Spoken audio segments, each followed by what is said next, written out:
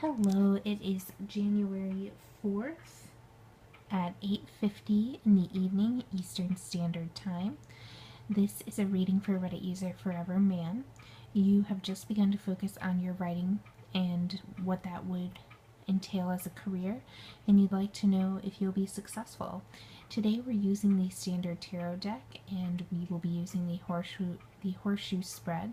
It's a great spread, A, because it gives us 7 cards, it's complex, and B, instead of me using a spread that doesn't use a card that represents you or asks me to find the card that best represents you, it actually gives us a card. And that way we really get the deck's full insight, including who you are and your attitude about the situation at hand.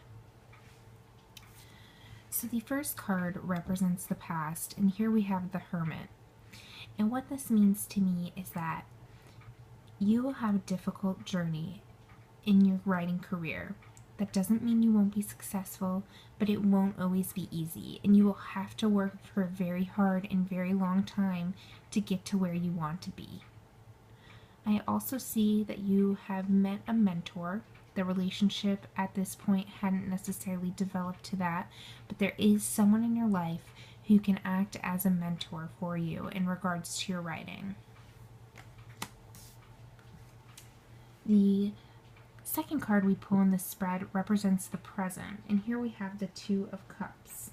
And what I see is that this mentor relationship is currently developing. So perhaps there's someone in your life who is a writer whose work you admire. Perhaps it's a professor or a friend, or maybe even just a reader who's willing to listen to your ideas. But there is someone in your life that you're getting closer to who can add a lot of insight to your writing. The next card we pull in the spread represents hidden influences. That doesn't necessarily mean you aren't aware of the influence, you just may not realize how much it affects you or that it's affecting the current situation. And here we have the Four of Pentacles. And what I see here is that while you're working so hard to become a writer, you will have some paying jobs, but when you get that money, don't be thrifty, because it will take you a long time to be able to make a living off of writing. In the meantime, the few jobs you do get that do pay, which, believe me, as a writer who's been published, it's not easy, it can be very difficult. Honestly, don't be thrifty. Reward yourself.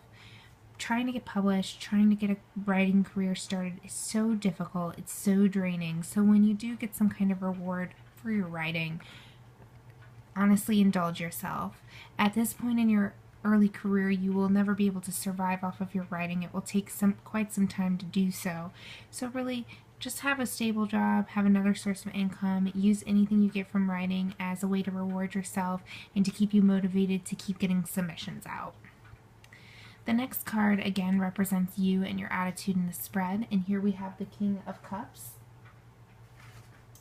And here, the King of Cups is a creative man, so it does emphasize the fact that you are creative, you are a writer, so it does reaffirm that this tarot card reading is for you, it's on your topic, because sometimes the tarot cards like to deliver a message that you weren't willing to ask the question to receive. I also see that you're social and outgoing, and you love to entertain people, and that really leads into your writing, and that socialness will really help you because the creative fields are all about networking, so definitely use that to your advantage. The next card we have represents what other people think of you in the situation, and here we have the Queen of Cups, and this is actually a great card to have pulled in this situation. The Queen of Cups is very captivating and she draws people in. So what we see here is that others think you're captivating. You'll be able to draw people in on a networking level and with your reading, with your writing. So that's definitely great. The next card we have is the Four of Cups. And this represents the advice the deck is giving you. And it actually echoes what we saw in the Hierophant and in the Two of Cups. We do continue to see that a friendship is being formed. So it is a friend who will be acting as your mentor in some capacity, maybe just someone to sound ideas off of, or maybe a writer you trust. However, before you enter this relationship, really meditate on it and think about it, because obviously you'll be getting a lot out of the relationship. The person will be able to assist you in growing as a writer, but make sure you're aware of what they're asking you in return and make sure it's worth it, because it's going to be a long and hard journey. It'll be very difficult for you to become a successful writer. It'll take a long time. So before you make a commitment to such a journey, which will begin with this mentor, just make sure you know what you're getting into. The last card in the spread represents the outcome. So these are all the chapters of a novel. This is an analogy I always use, but since you're a writer, maybe you can definitely appreciate it. And this is the outcome. And here we have the Three of Swords. And what I'm honestly seeing is that you will have some grief in your journey as a writer.